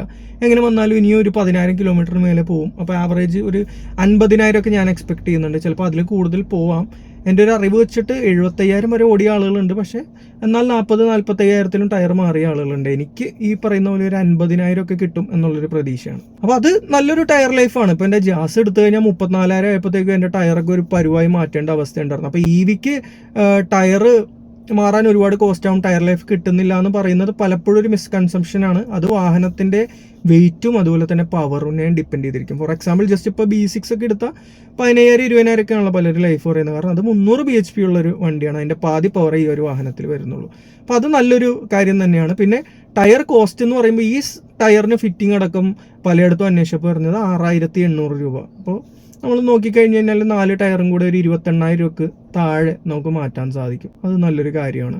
കുറച്ചുകൂടെ നല്ല ടയേഴ്സിലേക്ക് നമ്മൾ പോകുമ്പോൾ 10,000, 11,000, 12,000 അങ്ങനെ ടയറിൻ്റെ റേറ്റ് കൂടി പോകും. പക്ഷെ എന്നാലും ഒരു എക്കണോമി പെർസ്പെക്റ്റീവിൽ നോക്കുമ്പോഴത്തേക്ക് എനിക്ക് തോന്നുന്നു CH സെക്യൂർ ഡ്രൈവ് അല്ലെങ്കിൽ JK ടയേഴ്സ് ഒക്കെയാണ് നല്ലത്. ഇന്ത്യൻ കണ്ടീഷനും നല്ലതാണ്, അത്യാവശ്യം ഡ്യൂറബിളുമാണ്, ലൈഫും കിട്ടും. പക്ഷെ ഒരു സെക്യൂരിറ്റി പെർസ്പെക്റ്റീവിൽ നമ്മൾ നോക്കുകയാണെങ്കിൽ കുറച്ചുകൂടെ കൂടിയ ടയേഴ്സ് ഇടുന്നത് നല്ലതായിരിക്കും. സോ EV എന്ന് പറയുമ്പോൾ തന്നെ നമ്മൾ ഈ പറയുന്ന പോലെ വണ്ടി എടുത്തു കഴിഞ്ഞ് കഴിഞ്ഞാൽ ഓടിച്ച് ലാഭിക്കുക, റണ്ണിങ് കോസ്റ്റ് ഇല്ല എന്നുള്ള ഐഡിയ ആണല്ലോ. സോ അതുകൊണ്ട് തന്നെ ടയറിലാണെങ്കിലും എനിക്ക് ഈ ടയറിൽ ഞാൻ 99% ഹാപ്പിയാണ്. അതുകൊണ്ട് തന്നെ ഈ ഒരു പ്രൈസ് റേഞ്ചിങ്ങിലുള്ള ടയർ തന്നെ യൂസ് ചെയ്യാനേ എനിക്ക് പ്ലാനുള്ളൂ. അതാണ് വിൻസറിൻ്റെ ഒരു ടയർ ലൈഫ് അല്ലെങ്കിൽ ടയർ കോസ്റ്റ് എന്ന് പറയുന്നത്. ഇപ്പോൾ നമ്മൾ വിൻസർ EVയുടെ റേഞ്ച്, പെർഫോമൻസ്, എൻ്റെ ചാർജിങ് റുട്ടീൻ, ചാർജിങ് കോസ്റ്റ്, ഇതിൻ്റെ ഒരു റൈഡ് ക്വാളിറ്റി, സസ്പെൻഷൻ കാര്യങ്ങൾ ഒക്കെ സംസാരിച്ചു. ഇനി നമ്മൾ സംസാരിക്കാൻ പോകുന്നതെന്ന് പറഞ്ഞു കഴിഞ്ഞാൽ എനിക്ക് ഈ വാഹനത്തിൽ ഇഷ്ടപ്പെട്ട കാര്യങ്ങളാണ്. ഒന്ന്, ലൈഫ് ടൈം ബാറ്ററി വാറണ്ടി എന്ന് പറയുന്നതാണ്. അതിൽ അതിൻ്റെതായ ക്ലോസുകൾ കാര്യങ്ങളുണ്ട്. ഈ പറയുന്ന പോലെ 4 തവണ ഫാസ്റ്റ് ചാർജിങ് അല്ലെങ്കിൽ 4 തവണ നമ്മൾ ഓപ്പർച്യൂണിറ്റി ചാർജിങ് ചെയ്താൽ 5-മത്തേത് വീട്ടിൽ നിർബന്ധമായും സ്ലോ ചാർജ് ചെയ്ത് 100 ആക്കണമെന്നൊരു കണ്ടീഷൻ ഉണ്ട്. അത് ഓക്കെ ആണ് എങ്കിൽ നിങ്ങൾക്ക് ധൈര്യമായിട്ട് വണ്ടി എടുക്കാം. നാളെ എന്ത് സംഭവിക്കും എന്നുള്ള കാര്യത്തിൽ നമുക്ക് വലിയ ഐഡിയ ഒന്നുമില്ല, ഇവർ വാറണ്ടി റിജക്ട് ചെയ്യോ എന്നൊക്കെ ഉള്ളത്. അപ്പോൾ അതൊരു ഹൈലൈറ്റ് തന്നെയാണ്. കാരണം അതിനുശേഷം പല ബ്രാൻഡുകളും ലൈഫ് ടൈം ബാറ്ററി വാറണ്ടി കൊണ്ടുവന്നു. അപ്പോൾ 15 കൊല്ലത്തേക്ക് ഒരു ബാറ്ററിക്ക് കുറച്ച് എക്സ്ക്ലൂഷൻസ് ഒക്കെ ഉണ്ട്, അത് ഒഴിച്ചു നിർത്തി കഴിഞ്ഞാൽ വാറണ്ടി തരുന്നുണ്ട് എന്നുള്ളത് നല്ല കാര്യമാണ്. രണ്ട്, ഈ പറയുന്ന പോലെ റിലയബിലിറ്റി. MGയുടെ ZS പോലെ തന്നെ ഈ പറയുന്ന പോലെ DC ഫാസ്റ്റ് ചാർജിങ് പോലെ ഒരു ചെറിയ ഇഷ്യൂ നമ്മൾ സംസാരിക്കും. എന്നാൽ ആ ഒരു ഇഷ്യൂ പലർക്കും ഉണ്ട്, എനിക്കില്ല. അത് മാറ്റി നിർത്തി കഴിഞ്ഞ് കഴിഞ്ഞാൽ വളരെ റിലയബിൾ ആയിട്ടുള്ള വണ്ടിയാണ്. എവിടെ വേണമെങ്കിലും കൊണ്ടുപോകാം, ചാർജ് ചെയ്യാം. എനിക്ക് ഇതുവരെ യാതൊരു രീതിയിലുള്ള പ്രശ്നവും ഇല്ല. വളരെ വളരെ റിലയബിൾ ആണ് എന്നുള്ളതാണ് എൻ്റെ ഒരു അഭിപ്രായം. പിന്നെ മൂന്നാമത്തെ കാര്യം, ഞാൻ നേരത്തെ പറഞ്ഞ പോലെ വണ്ടിക്കകത്തുള്ള സ്പേസ് നല്ല സ്പേഷ്യസ് ആണ്. ഹോണ്ട ജാസ് നല്ല സ്പേസ് ഉള്ള വണ്ടിയായിരുന്നു. അതിൽ നമ്മൾ മാറിക്കഴിഞ്ഞപ്പോഴത്തേക്ക് അതിൽ കൂടുതൽ സ്പേസ് കിട്ടുന്നുണ്ട്. ഇഷ്ടം പോലെ സാധനങ്ങൾ. നമ്മൾ ബാക്കിൽ ആരും ഇല്ല എങ്കിൽ നമ്മൾ ആ സീറ്റും കൂടെ മടക്കി ഇടുകയാണെങ്കിൽ ഒരുപാട് സാധനങ്ങൾ. ഫോർ എക്സാമ്പിൾ, ഞങ്ങളുടെ പോഡ്കാസ്റ്റിന് വേണ്ടിയിട്ട് ഞങ്ങൾ 2 വലിയ ചെയേഴ്സ് വാങ്ങിച്ചിട്ടുണ്ടായിരുന്നു. ഞങ്ങളത് കണ്ടെയ്നറിൽ കൊണ്ടുപോയപ്പോൾ അവർ പറഞ്ഞതെന്ന് പറഞ്ഞാൽ ഒരെണ്ണം കയറും, അടുത്ത കയറില്ല എന്ന് പറഞ്ഞു. പക്ഷെ അതൊക്കെ ഇതിനകത്ത് നമ്മൾ കയറ്റി കൊണ്ടുപോയി. അത്യാവശ്യം ഒരുപാട് സാധനങ്ങൾ, വേണമെങ്കിൽ ഒരു സൈക്കിളൊക്കെ നമുക്ക് ഇതിനകത്ത് കയറ്റി കൊണ്ടുപോകാം. അത്രയും സ്പേസ് വണ്ടിയിൽ കിട്ടുന്നുണ്ട്. പിന്നെ അത്യാവശ്യം നല്ല ഫീച്ചേഴ്സ് നമുക്ക് ഇതിനകത്ത് കിട്ടുന്നുണ്ട്. ഈ പറയുന്ന പോലെ ഇത്രയും വലിയ വാഹനം ആയതുകൊണ്ട് തന്നെ നമുക്ക് 360 ക്യാമറ വളരെ വളരെ യൂസ്ഫുൾ ആണ്. അതുപോലെ തന്നെ വയർലെസ് ആൻഡ്രോയിഡ് ഓട്ടോ, അത്രയും വലിയൊരു ഇൻഫോർടൈൻമെന്റ് സിസ്റ്റം കിട്ടുന്നുണ്ട്. പിന്നെ നമുക്ക് ഓട്ടോ ഹോൾഡ്, ക്രീപ്പ് ഫംഗ്ഷൻ, അങ്ങനെ ഒരുപാട് ഫീച്ചേഴ്സ് വരുന്നുണ്ട്. വളരെ ഫീച്ചറിസ്റ്റിക് ആയിട്ടുള്ള ഒരു വണ്ടി തന്നെയാണ് വിൻസർ. അതും എനിക്ക് ഇഷ്ടപ്പെട്ട കാര്യങ്ങളിൽ ഒരെണ്ണമാണ്. പിന്നെ ഞാൻ നേരത്തെ പറഞ്ഞ പോലെ തന്നെ ഒരു ഇലക്ട്രിക് വാഹനത്തിൽ വരുന്ന കുറച്ച് നല്ല കാര്യങ്ങൾ, റണ്ണിങ് കോസ്റ്റ് തീരെ ഇല്ല, നമുക്ക് ഈസിലി ഓവർടേക്ക് ചെയ്യാം, അതിൻ്റെ ഒരു പെർഫോമൻസ് കിട്ടുന്നുണ്ട്. NVH ലെവൽസ് കുറവാണ്, വലിയ കാര്യമായിട്ടുള്ള നോയ്സ് കാര്യങ്ങളില്ല, വൈബ്രേഷൻസ് ഒന്നുമില്ല, വളരെ പീസ്ഫുൾ, കാം ആൻഡ് ക്വയറ്റ് ആയിട്ട് യൂസ് ചെയ്യാം. പിന്നെ നോർമലി എല്ലാ ഇലക്ട്രിക് വാഹനങ്ങളും പോലെ തന്നെ നമ്മൾ അത്യാവശ്യം ലോങ് ഓടിച്ചാലും നമുക്ക് വലിയ ക്ഷീണമൊന്നും ഫീൽ ചെയ്യില്ല. കാരണം ഈ പറയുന്ന പോലെ നമുക്ക് മെക്കാനിക്കൽ പാർട്സ് കാര്യങ്ങൾ ഒന്നും തന്നെ ഇല്ല, വളരെ ഈസിലി ഓട്ടോമാറ്റിക്കലി കൊണ്ടെടുക്കാൻ പറ്റുന്ന വണ്ടിയാണ്.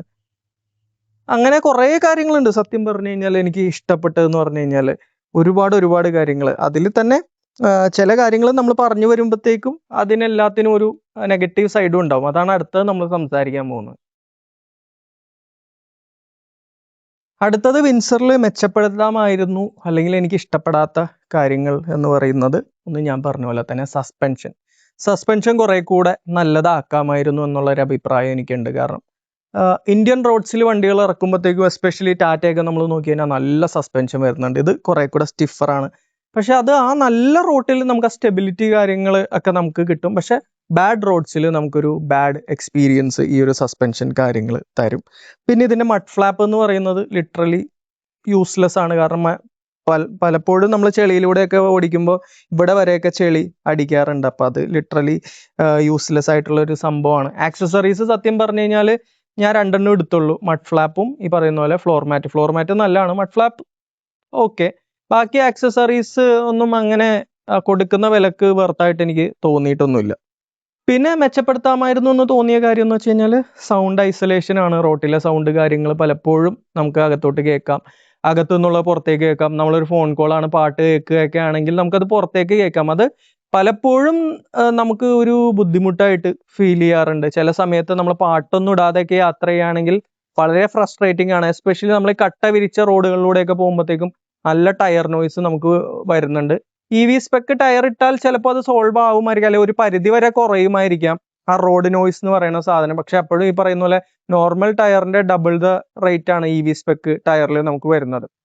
പിന്നെ ഇമ്പ്രൂവ് ചെയ്യാമായിരുന്നു എന്നുള്ളൊരു കാര്യം എന്ന് വെച്ച് കഴിഞ്ഞാൽ ഇതിന്റെ UI ആണ്. UI സത്യം പറഞ്ഞു കഴിഞ്ഞാൽ മറ്റു വാഹനങ്ങൾ, ഇപ്പോൾ വിൻഫാസ്റ്റ് ഒക്കെ ഞാൻ യൂസ് ചെയ്തപ്പോൾ UI ഒക്കെ വളരെ സ്നാപ്പിയാണ്, ഫാസ്റ്റ് UI ആണ്. നമ്മുടെ UI എന്നൊക്കെ പറഞ്ഞാൽ കുറച്ച് ലാഗ് ഒക്കെ ഉള്ള UI ആണ്, ഒരു അത്ര സ്നാപ്പി അല്ല. പെർഫോമൻസ് എനിക്ക് തോന്നുന്നു റാം കാര്യങ്ങളൊക്കെ കുറവാണ്, അത്ര സ്പീഡ് കാര്യങ്ങളൊന്നുമില്ല. ഈവൻ സിമ്പിൾ വൺ ഇലക്ട്രിക് സ്കൂട്ടറിൽ വരെ ഇതിന്റെ 20x സ്പീഡോളം ഉണ്ടെന്ന് തോന്നുന്നു. കാരണം ഓപ്ഷൻസ് തൊടുമ്പോൾ ആ വണ്ടിയിൽ വരുന്നുണ്ടായിരുന്നു. ഈ വണ്ടിയിൽ നമ്മളിപ്പോൾ ഒരു സാധനം ക്ലിക്ക് ചെയ്ത് കഴിഞ്ഞാൽ അറ്റ്ലീസ്റ്റ് ഒരു 1 സെക്കൻഡ് ലാഗ്. ചില സാധനങ്ങൾ ഇപ്പോൾ തീം സ്റ്റോർ പോലെ ഒരു സാധനത്തിൽ നമ്മൾ ക്ലിക്ക് ചെയ്താൽ ചിലപ്പോൾ 2-3 സെക്കൻഡ് ലാഗ് ഒക്കെ വരാറുണ്ട്. അപ്പോൾ അത് പലപ്പോഴും ഒരു ഇത് കൊടുക്കാറുണ്ട് നമുക്കൊരു ബാഡ് UI എക്സ്പീരിയൻസ്. അപ്പോൾ അതിന്റെ UIയും കാര്യങ്ങളൊക്കെ കുറെ കൂടെ MGക്ക് സത്യം പറഞ്ഞു കഴിഞ്ഞാൽ മെച്ചപ്പെടുത്താമായിരുന്നു എന്ന് എനിക്ക് തോന്നി. വേറെ ഇത്രയൊക്കെ തന്നെയാണ് ഈ വണ്ടിയിൽ എനിക്ക് മെച്ചപ്പെടുത്താമായിരുന്നു എന്ന് തോന്നിയ കാര്യങ്ങൾ. കാരണം എനിക്ക് അത്ര വലിയ പ്രശ്നങ്ങളായിട്ട് ഒന്നും തോന്നിയിട്ടൊന്നുമില്ല വണ്ടിയിൽ.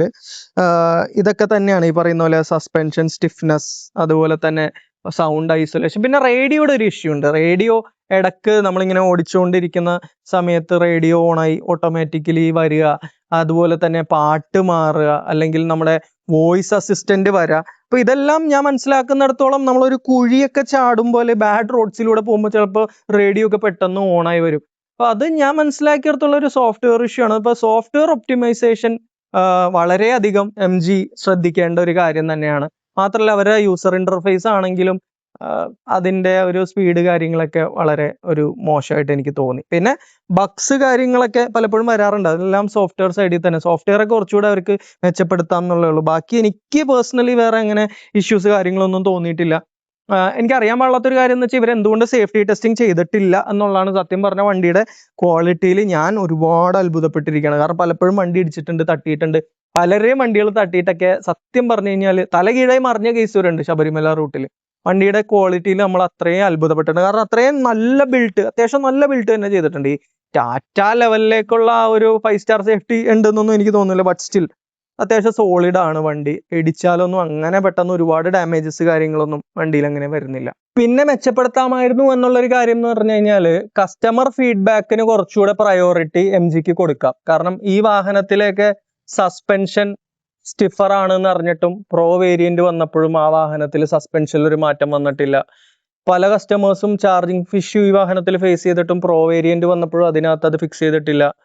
പിന്നെ സർവീസ് നമ്മൾ നോക്കുകയാണെങ്കിൽ പണ്ട് MG വിറ്റിരുന്ന പോലെയല്ല. MG പണ്ട് വിറ്റിരുന്നതിന്റെ 100 ഇരട്ടി വണ്ടികളൊക്കെയാണ് ഇപ്പോൾ വിറ്റുകൊണ്ടിരിക്കുക വിൻസർ ഇറങ്ങിയതിന് ശേഷം. അതുകൊണ്ട് തന്നെ സർവീസ് സെന്റേഴ്സും അതിന്റെ എണ്ണവും മെച്ചപ്പെടാനുണ്ട്, ടെക്നീഷ്യൻസിന്റെ എണ്ണവും മെച്ചപ്പെടാനുണ്ട്, വണ്ടികൾ എടുക്കുന്നതിന്റെ ബേയുടെ എണ്ണം മെച്ചപ്പെടാനുണ്ട്. അങ്ങനെ ഒരുപാട് കാര്യങ്ങളുണ്ട്. അത് പറഞ്ഞു വന്നപ്പോഴാണ് സർവീസിനെ കുറിച്ച് ഞാൻ ഓർത്തത്.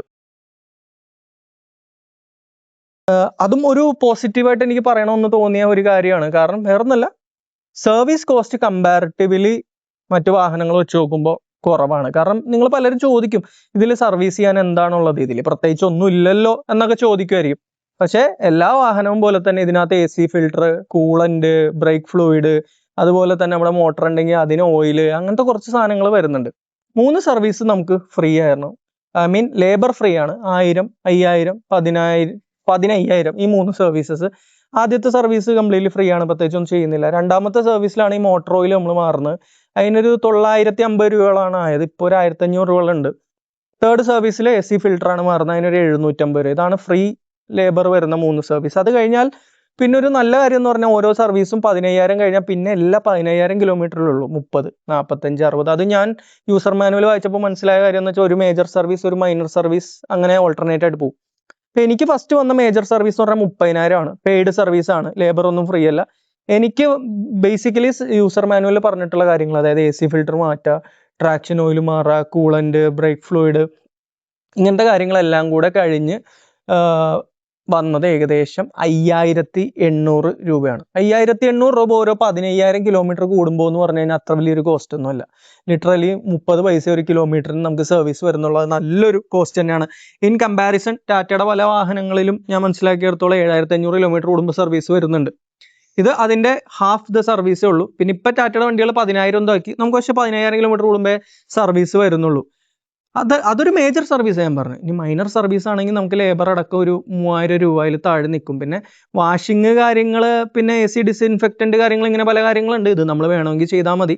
ഞാൻ ലിറ്ററലി യൂസർ മാനുവലിൽ പറഞ്ഞിട്ടുള്ള കാര്യങ്ങളെ ചെയ്യിക്കാറുള്ളൂ. അതുകൊണ്ട് തന്നെ സർവീസ് കോസ്റ്റ് വളരെ കുറവാണ്. ബട്ട് സ്പെയർ പാർട്സ് റേറ്റ് കൂടുതലാണ്, അതിൽ ഒരു സംശയമില്ല. കാരണം നമ്മൾ ഒരിക്കൽ നമ്മുടെ ബമ്പർ ഇടിച്ചു. ബമ്പർ നമ്മൾ ക്ലെയിം ചെയ്തപ്പോൾ ഫുൾ ബമ്പർ ഇല്ല, ബട്ട് സ്റ്റിൽ 66,000 രൂപയോളം വന്നിട്ടുണ്ടായിരുന്നു. ഈ ലൈറ്റിനടിയിൽ വരുന്ന ഈ പോർഷൻ, ആ ക്രോം ഏരിയ എല്ലാം അടക്കം. അപ്പോൾ സ്പെയർ പാർട്സ് റേറ്റ് കൂടുതലാണ്. സോ ഇൻ ഫ്യൂച്ചർ ഈ പറയുന്ന പോലെ നമ്മുടെ ബമ്പർ ടു ബമ്പർ കാര്യങ്ങളൊക്കെ കഴിയുമ്പോഴത്തേക്കും നമുക്ക് ഡിപ്രീസിയേഷൻ ഒക്കെ വരുമ്പോഴത്തേക്കും കുറച്ചൊരു എമൗണ്ട് നമ്മുടെ കയ്യിൽ നിന്ന് കുറയും. അതാണ് സർവീസിൽ ഞാൻ പറഞ്ഞ പോലെ ആകെയുള്ള പ്രശ്നം, ഞാനിവിടെ ആലുവയിലെ ചെയ്യാറ്, മുട്ടത്ത് കോസ്റ്റ് ലൈൻ ഗരാജസിൽ നല്ല സർവീസാണ്. അറ്റ് ടൈംസ് അവിടെ ഇരിക്കുന്ന സർവീസ് അഡ്വൈസേഴ്സ് ഒരു ലേഡിയൊക്കെ ആയിട്ട് എനിക്ക് കുറച്ച് ഇഷ്യൂസ് ഒക്കെ ഉണ്ടായിരുന്നു. കാരണം അവരുടെ ബിഹേവിയറും ഒന്നും ഒരു സുഖമുള്ളൊരു കാര്യമൊന്നുമല്ല.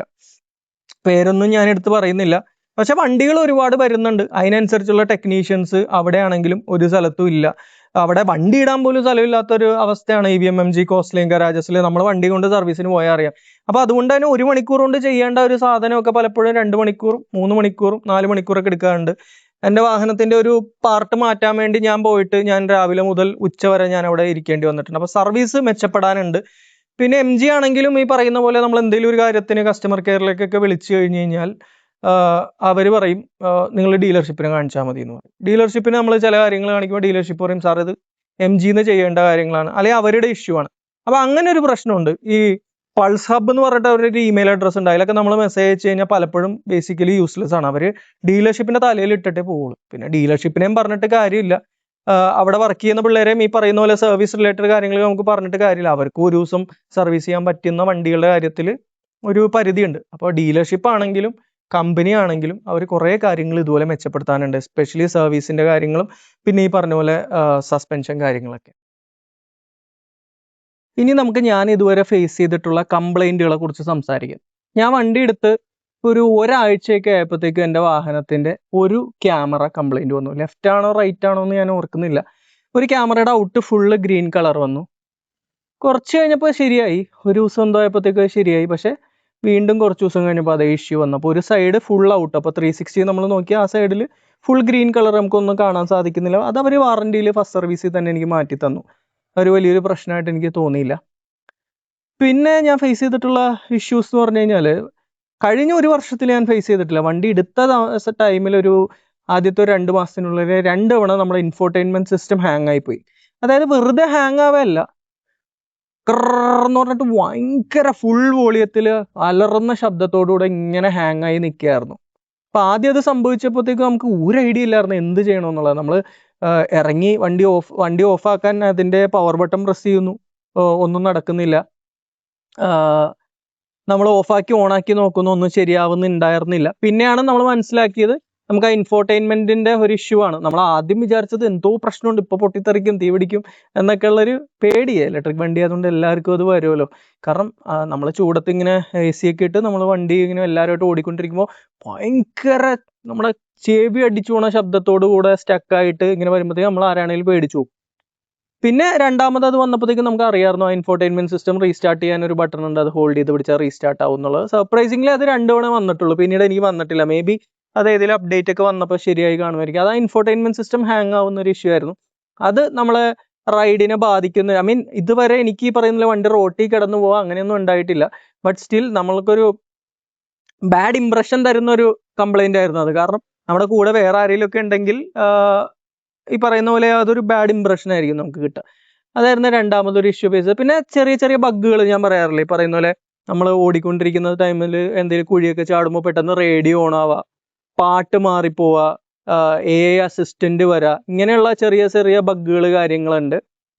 അതിനുശേഷം ഒരു ക്വാളിറ്റി ഇഷ്യൂ ഉണ്ടായിരുന്നു. നമ്മുടെ വണ്ടിയുടെ ഡ്രൈവർ സൈഡ് പാനൽ ഉണ്ട്, അതായത് നമ്മുടെ ഇലക്ട്രോണിക്കലി അഡ്ജസ്റ്റബിൾ, അതിൻ്റെ ഒരു പാനൽ പണ്ട് പലരും ഒടിഞ്ഞതായിട്ട് കേട്ടിട്ടുണ്ടായിരുന്നു. പിന്നീട് ഞാൻ നോക്കി കഴിഞ്ഞപ്പോഴത്തേക്ക് എൻ്റെ ഇങ്ങനെ പയ്യെ പയ്യെ വിട്ടുപോകുന്നു. കാരണം ഒരു ക്ലിപ്പ് ഉണ്ട് അതിനിടയിൽ, അത് ഒടിഞ്ഞു പോകും. നമ്മൾ കയറി ഇരിക്കുമ്പോൾ നമ്മൾ സീറ്റ് ഒരു സൈഡിലേക്കാണ് വെയിറ്റ് നമ്മൾ കൊടുക്കുന്നതെങ്കിൽ ആ സാധനം ഒടിഞ്ഞു പോകുമ്പോൾ ഇതിങ്ങനെ ഇളകിക്കൊണ്ടിരിക്കും. അപ്പോൾ അതൊരു ക്വാളിറ്റി ഇഷ്യൂ ആണ്. അത് MG വാറണ്ടി തരുന്ന ഒരു സാധനമൊന്നുമല്ല. അവർ പറയുന്നത് ഫിസിക്കൽ ഡാമേജ് ആണെന്നുള്ളതാണ്. സത്യം പറഞ്ഞാൽ അവരെ ക്വാളിറ്റി ഇഷ്യൂ ആണ്. പിന്നെ അത് നമ്മൾ ഡീലർഷിപ്പിൽ സംസാരിക്കുകയൊക്കെ ചെയ്തപ്പോഴത്തേക്കും പിന്നീട് അവർ നമുക്ക് വാറണ്ടി റിജക്ഷൻ ആയിട്ടും ഗുഡ് വിൽ എന്നുള്ള രീതിയിൽ ചെയ്ത് തന്നതാണ്. ശരിക്കും അത് കമ്പനി ചെയ്തു തരേണ്ട കാര്യമാണ്. ഇതൊരു ഇമ്പ്രൂവ്മെന്റ് ആയിട്ട് എനിക്ക് പറയാനുള്ള ഒരു കാര്യമാണ്. പല കാര്യങ്ങളും വണ്ടി വിറ്റ് കഴിഞ്ഞാൽ പിന്നെ MG കെയർ ചെയ്യുന്നില്ല. പല കാര്യങ്ങളുടെയും ചെലവുകൾ ബെയർ ചെയ്യുന്നത് ഇവിടുത്തെ ഡീലർഷിപ്പുകാരാണ്. അവർ കാശ് കൊടുത്ത് കസ്റ്റമേഴ്സിന് അത് ശരിയാക്കി കൊടുക്കുകയാണ് ചെയ്യുന്നത്. അങ്ങനെ ഒരു ഇഷ്യൂ ഉണ്ടായിരുന്നു. പിന്നെ സസ്പെൻഷൻ റിലേറ്റഡ് ഞാൻ പറഞ്ഞ പോലെ തന്നെ ഇടയ്ക്ക് എൻ്റെ വണ്ടിയിൽ ഒരു ലോവർ ആം ബോൾ ജോയിന്റും സസ്പെൻഷൻ ട്രാക്കും പോയിട്ടുണ്ട്. അപ്പോൾ വണ്ടി ഇങ്ങനെ ഓടുമ്പോൾ ചെറിയ കുഴിയൊക്കെ എത്തുമ്പോൾ കട്ടക്ക് കട്ടക്ക് കട്ടക്ക് എന്നൊരു സൗണ്ട് കേൾക്കുമായിരുന്നു. അപ്പോഴേ എനിക്കറിയാമായിരുന്നു എന്തോ ഇഷ്യൂ ഉണ്ടായിരുന്നു. അത് ലോവർ ആം ബോൾ ജോയിന്റിന്റെ ഇഷ്യൂ ആയിരുന്നു. അതും മാറിക്കിട്ടി. അതുപോലെ തന്നെ സ്റ്റിയറിങ്ങിനെ തിരിക്കുമ്പോഴത്തേക്ക് എന്നൊരു സൗണ്ട് ഒക്കെ ഉണ്ടായിരുന്നു. അതും അവർ നമുക്ക് മാറി തന്നു. പക്ഷെ ഇതിനെല്ലാം നമുക്ക് നല്ല സർവീസ് ഡിലേ വന്നിട്ടുണ്ട്. ഒരു ദിവസം കൊണ്ട് ചെയ്യാം എന്ന് പറഞ്ഞ സാധനത്തിന് അതിൽ കൂടുതൽ, അല്ലെങ്കിൽ 2 ദിവസം കൊണ്ട് സ്റ്റിയറിംഗ് റാക്ക് മാറ്റി തരാമെന്ന് പറഞ്ഞിട്ട് പല കാരണങ്ങൾ കൊണ്ട് അത് 3 ദിവസം 4 ദിവസമൊക്കെ ആയി മാറിയിട്ടുണ്ട്. ഒരു പരിധിവരെ അവരെയും കുറ്റം പറയാൻ പറ്റില്ല, അത്രയും വണ്ടികൾ ഇറങ്ങുന്നുണ്ട്. പക്ഷെ അതേസമയം കസ്റ്റമറുടെ പെർസ്പെക്റ്റീവിലായിരിക്കുമ്പോൾ കസ്റ്റമർക്ക് ഇതൊന്നും അറിയേണ്ട ആവശ്യമില്ല. വണ്ടി കൊടുത്തു തന്നെ മര്യാദക്ക് സർവീസ് ചെയ്ത് തന്നെ. ഇതൊക്കെയാണ് എനിക്ക് വന്നിട്ടുള്ള കംപ്ലൈന്റുകൾ. മാറിയത് നമ്മുടെ ആ ഒരു ക്യാമറ ഒരു മിറർ കംപ്ലീറ്റ്ലി മാറി. അതിനൊരു 12,000 റുപ്പീസാണ് വരുന്നത്. നമുക്ക് 0 ബില്ലായിരുന്നു. ആ സൈഡ് പാനൽ നമ്മൾ മാറി, ലോവർ ആം ബോൾ ജോയിന്റ് മാറി, സ്റ്റിയറിംഗ് റാക്ക് മാറി. ഇത്രയും പാർട്സാണ് നമ്മൾ ഈ 40,000 മാറിയേക്കുന്നത്. പിന്നെ കംപ്ലൈൻറ്റുകൾ എന്ന് പറഞ്ഞു കഴിഞ്ഞാൽ ഞാൻ നേരത്തെ പറഞ്ഞ പോലെ സൗണ്ട് ഐസൊലേഷൻ അങ്ങനത്തെ കുറച്ച് ഇതൊക്കെ ഉള്ളൂ. ഇൻഫോർടൈൻമെൻറ്റ് ഹാങ് ആവും. ഇപ്പം അങ്ങനെ ഇൻഫോർടൈൻമെൻറ്റ് ഹാങ് ആവുന്ന ഒരു പ്രശ്നമൊന്നുമില്ല. പിന്നെ ഏറ്റവും വലിയ കംപ്ലൈൻ്റ് ആയിട്ട് എല്ലാവരും ചോദിക്കുന്നത് DC ഫാസ്റ്റ് ചാർജിങ് ഇഷ്യൂ ആണ്. DC ഫാസ്റ്റ് ചാർജിങ് വർക്ക് ചെയ്യാറില്ല എന്നുള്ളത്. ഞാൻ മനസ്സിലാക്കിയിടത്തോളം ഒരു 30% കസ്റ്റമേഴ്സ് പലപ്പോഴും അത് ഫേസ് ചെയ്യുന്നുണ്ട്. ഞാൻ ഇതുവരെ അങ്ങനെ ഒരു ഇഷ്യൂ ഫേസ് ചെയ്തിട്ടില്ല. ഞാൻ ഒരിക്കൽ ട്രിവാൻഡ്രത്ത് പോയി, അവിടെ ഒരു ചാർജിങ് സ്റ്റേഷനിൽ ഞാൻ കയറി കഴിഞ്ഞ സമയത്ത് വണ്ടി ചാർജ് ആവുന്നുണ്ടായിരുന്നില്ല. അപ്പോൾ ഞാനും പേടിച്ചു, ഈ പറയുന്ന പോലെ എനിക്കും DC ഫാസ്റ്റ് ചാർജിങ് ഇഷ്യൂ വന്നു. അപ്പോൾ ഞാനും ആ സ്പാനർ കരുതി വെച്ചിട്ടുണ്ടായിരുന്നു. ഞാൻ ആ സ്പാനർ വെച്ച് ബാറ്ററി ഊരി റീകണക്ട് ചെയ്തു, ചാർജ് ചെയ്യാൻ കുത്തിയപ്പോഴും നമ്മുടെ ചാർജിങ് വർക്കായില്ല. അപ്പോൾ ഞാൻ പെട്ടെന്ന് പേടിച്ചു. അവിടെ നിന്ന് പിന്നെ നമ്മൾ ലുലു മാളിലേക്ക് പോയി കഴിഞ്ഞാൽ അവിടെ ഗോയിസിൽ കുത്തിയപ്പോഴത്തേക്കും അത് ചാർജായി. അപ്പോൾ എനിക്ക് മനസ്സിലായി വണ്ടിയുടെ ഇഷ്യൂ അല്ല, അത് ആ ചാർജിങ് സ്റ്റേഷൻ്റെ ഇഷ്യൂ ആയിരുന്നു. അതല്ലാതെ ഇതുവരെ ഈ 1.5 കൊല്ലത്തിൽ ഒരിടത്ത് പോലും എനിക്ക് DC ഫാസ്റ്റ് ചാർജിങ് വർക്ക് ചെയ്യാതെ ഇരുന്നിട്ടില്ല. അൺലസ് ആ ചാർജിങ് സ്റ്റേഷൻ്റെ ഇഷ്യൂ ഉണ്ടല്ലാതെ എനിക്ക് വണ്ടി കാരണം ഇതുവരെ ഒരു DC ഫാസ്റ്റ് ചാർജിങ് ഇഷ്യൂ വന്നിട്ടില്ല. എന്നോട് ചോദിക്കുന്ന എല്ലാവരോടും ഞാൻ ഇത് തന്നെ പറയാറുള്ളൂ. എനിക്ക് വരാറില്ല, ബട്ട് സ്റ്റിൽ എൻ്റെ ഗ്രൂപ്പൊക്കെ എടുത്ത് നോക്കിയാൽ ഒരു 30% കസ്റ്റമേഴ്സ് ഈ ഒരു ഇഷ്യൂ പലരും പറയുന്നുണ്ട്. ഇതൊരു ക്രിട്ടിക്കൽ ഇഷ്യൂ ആണ്. ഞാൻ നേരത്തെ പറഞ്ഞു, MGയുടെ വണ്ടി ആയതുകൊണ്ട് തന്നെ ഫാർ മോർ റിലയബിൾ ആണ്. ZSന്റെ അത്ര റിലയബിലിറ്റി ഇല്ല എങ്കിലും ചാർജ് ഉണ്ടെങ്കിൽ വണ്ടി പക്കയായിട്ട് ഓടിക്കോളൂ, അതിനൊന്നും നമുക്ക് പ്രശ്നമൊന്നുമില്ല. പക്ഷെ ഈ പറയുന്ന പോലെ ഈ DC ഫാസ്റ്റ് ചാർജിങ് ഇഷ്യൂ ചിലർക്ക് വരുന്നത് അത് അവരെ സംബന്ധിച്ചിടത്തോളം അവരെ ബുദ്ധിമുട്ടുള്ള ഒരു ഇഷ്യൂ ആയിരിക്കും. എനിക്ക് അങ്ങനെ ഒരു പ്രശ്നം ഇതുവരെ ഉണ്ടായിട്ടില്ല. പിന്നെ നേരത്തെ പറഞ്ഞ കാര്യങ്ങളൊക്കെ തന്നെയുള്ളൂ. സസ്പെൻഷൻ സ്റ്റിഫാണ്, ബഗ്ഗുകൾ കാര്യങ്ങളുണ്ട്, സർവീസിൽ ഡിലേ കാര്യങ്ങളുണ്ട്, ഇതൊക്കെ തന്നെയുള്ളൂ. ഇതല്ലാതെ വേറെ വലിയ കംപ്ലൈൻ്റ് ഒന്നും ഞാൻ ഫേസ് ചെയ്തിട്ടില്ല.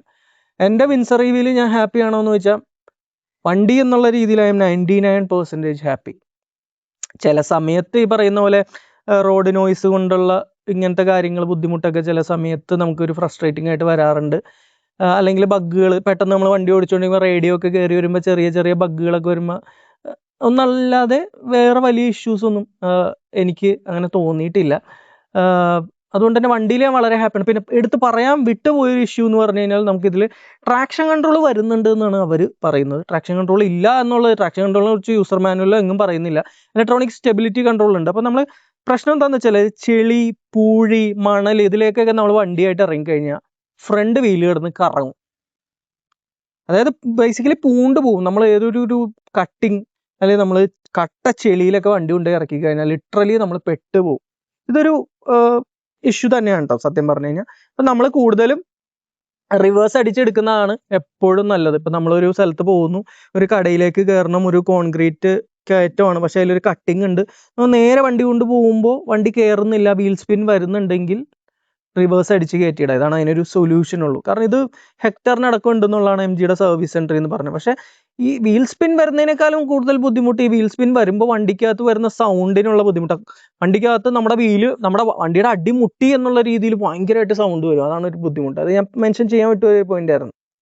അപ്പോൾ അതാണ് ഒരു റിയൽ ലൈഫിൽ ഈ മഴക്കാലത്തൊക്കെ എവിടെയെങ്കിലുമൊക്കെ ചെളിയിലൊക്കെ കൊണ്ട് വണ്ടി നിർത്തി കഴിഞ്ഞ് കഴിഞ്ഞാൽ ഫേസ് ചെയ്തിട്ടുള്ള ഇഷ്യൂ. അതല്ലാതെ അങ്ങനെ ഇതൊന്നും എപ്പോഴും ഫേസ് ചെയ്യുന്ന ഇഷ്യൂ അല്ല. അതുകൊണ്ട് തന്നെ എൻ്റെ വണ്ടിയിൽ ഞാൻ 99% ഹാപ്പിയാണ്. ഇനി സർവീസ് വൈസ് നോക്കുകയാണെങ്കിൽ 100-ൽ അല്ലെങ്കിൽ ഒരു 10-ൽ ഒരു 6.57 വേണമെങ്കിൽ കൊടുക്കാം. ബട്ട് സ്റ്റിൽ കുറേ കാര്യങ്ങൾ ഇമ്പ്രൂവ് ചെയ്യാനുണ്ട്. ലൈക്ക് അതിൻ്റെ ഡിലേ കാര്യങ്ങൾ, ഫെസിലിറ്റീസ്, ഇതൊക്കെ ഒരുപാട് അവർ മെച്ചപ്പെടുത്താനുണ്ട്. അതല്ലാതെ എൻ്റെ വണ്ടിയിൽ ഞാൻ വളരെ വളരെ ഹാപ്പിയാണ്. അത് ഞാൻ ആദ്യം പറഞ്ഞില്ല, ഇത് ഈ റിവ്യൂ എന്ന് പറഞ്ഞാൽ എൻ്റെ മാത്രം റിവ്യൂ ആണ്. ഞാൻ ഫേസ് ചെയ്തിട്ടുള്ള പ്രശ്നങ്ങളെ കുറിച്ച് പറഞ്ഞിട്ടുള്ളൂ. DC ഫാസ്റ്റ് ചാർജിങ് പ്രശ്നം കാര്യങ്ങളൊന്നും എനിക്കില്ല. പിന്നെ സസ്പെൻഷൻ സ്റ്റിഫാണ്, സസ്പെൻഷൻ്റെ കുറച്ച് കംപ്ലൈൻറ്റ്, ബഗ്ഗുകൾ, ഇതൊക്കെ അല്ലാതെ എനിക്ക് വേറെ വലിയ ഇഷ്യൂസ് ഒന്നുമില്ല. ഇതുവരെ ഒരിക്കൽ പോലും ഞാൻ ഒരു റോട്ടിൽ നിന്ന് പോവുകയോ ഒരു ബഗ് അടിച്ചിട്ട് എൻ്റെ വണ്ടി ഓൺ ആവുകയോ ഓഫ് ആകാതിരിക്കുകയോ അല്ലെങ്കിൽ വണ്ടി ഓടാതിരിക്കുകയോ അങ്ങനെ ഒരു ഇഷ്യൂ എനിക്ക് വന്നിട്ടില്ല. ബാറ്ററിക്കും വലിയ പ്രശ്നമൊന്നുമില്ല. ഇപ്പോഴും പറയുന്ന റേഞ്ച് അല്ലെങ്കിൽ അതിൽ കൂടുതൽ കണ്ടീഷൻസിനനുസരിച്ച് കിട്ടുന്നുണ്ട്. ഞാൻ വളരെ വളരെ ഹാപ്പിയാണ്. ഇത്രയൊക്കെയാണ് ശരിക്കും ഇന്നത്തെ വീഡിയോയിൽ എനിക്ക് നിങ്ങളായിട്ട് ഷെയർ ചെയ്യാനുള്ളൂ. നമ്മൾ ഒരുപാട് കാര്യങ്ങൾ സംസാരിച്ചു, റിയൽ ലൈഫ് റേഞ്ച് പറഞ്ഞു, പെർഫോമൻസ്, എൻ്റെ ചാർജിങ് റുട്ടീൻ എങ്ങനെയാണ്, ചാർജിങ് കോസ്റ്റ് നമ്മൾ പറഞ്ഞു, ഇഷ്ടപ്പെട്ട കാര്യങ്ങൾ പറഞ്ഞു, അപ്പോൾ ഇത് മെച്ചപ്പെടുത്തണമെന്ന് തോന്നിയ കാര്യങ്ങൾ പറഞ്ഞു, ഞാൻ ഫേസ് ചെയ്തിട്ടുള്ള കംപ്ലൈൻറ്റ് പറഞ്ഞു, റൈഡ് ക്വാളിറ്റി കാര്യങ്ങൾ പറഞ്ഞു. വേറെ ഒന്നും ഞാൻ വിട്ടുപോയിട്ടില്ല എന്നാണ് എൻ്റെ വിശ്വാസം. എന്തെങ്കിലും വിട്ടുപോയിട്ടുണ്ടെങ്കിൽ നിങ്ങൾക്ക് കമൻറ്റ് സെക്ഷനിൽ എഴുതിയിടാം, ഞാൻ അതിനുള്ള റിപ്ലൈ തരുന്നതായിരിക്കും. ഇത് കൂടാതെ ഒരുപാട് വീഡിയോസ് നമ്മുടെ ചാനലിൽ വിൻസറിൻ്റെ കിടപ്പുണ്ട്. 2000 കിലോമീറ്ററിലെ റിവ്യൂ, 6000 കിലോമീറ്ററിലെ റിവ്യൂ, 20000 കിലോമീറ്ററിലെ റിവ്യൂ, നമ്മളിപ്പം 40,000 എത്തി നിൽക്കുന്നു. ഇത് കൂടാതെ ഗ്രൂപ്പ് റിവ്യൂ നമ്മൾ ചെയ്തിട്ടുണ്ട് വിൻസറിൻ്റെ നല്ല കാര്യങ്ങളും അതുപോലെ തന്നെ വിൻസറിൻ്റെ കംപ്ലൈൻറ്റുകളെല്ലാം ലിസ്റ്റ് ചെയ്തുകൊണ്ട് വീഡിയോ ഞാൻ ചെയ്തിട്ടുണ്ട്. എല്ലാം വീഡിയോയുടെ എൻഡിൽ ഞാൻ കൊടുക്കുന്നുണ്ട്, അല്ലെങ്കിൽ കമൻറ്റ് സെക്ഷനിൽ ഞാൻ വെച്ചേക്കാം. ഇതൊന്നും അല്ല, നിങ്ങൾക്ക് എൻ്റെ ചാനലിൽ കയറി കഴിഞ്ഞാൽ ഒരു വിൻസർ ബയേഴ്സ് ഗൈഡ് പോലെ ഇതെല്ലാം യൂസ് ചെയ്യാം. വിൻസർ എടുക്കുമ്പോൾ എന്തൊക്കെ നല്ലത് എക്സ്പെക്ട് ചെയ്യാം, എന്തൊക്കെ കംപ്ലൈൻറ്റുകൾ എക്സ്പെക്ട് ചെയ്യാം എന്നുള്ളത്. ഇത്രയൊക്കെയാണ് ഇന്ന് പറയാനുള്ളത്. എന്തെങ്കിലും വിട്ടുപോയിട്ടുണ്ടെങ്കിൽ ഞാനത് കമൻറ്റ് സെക്ഷനിൽ ആഡ് ചെയ്തേക്കാം. ഇത്രയും പറഞ്ഞുകൊണ്ട് ഇന്നത്തെ വീഡിയോ വൈൻഡപ്പ് ചെയ്യാണ്.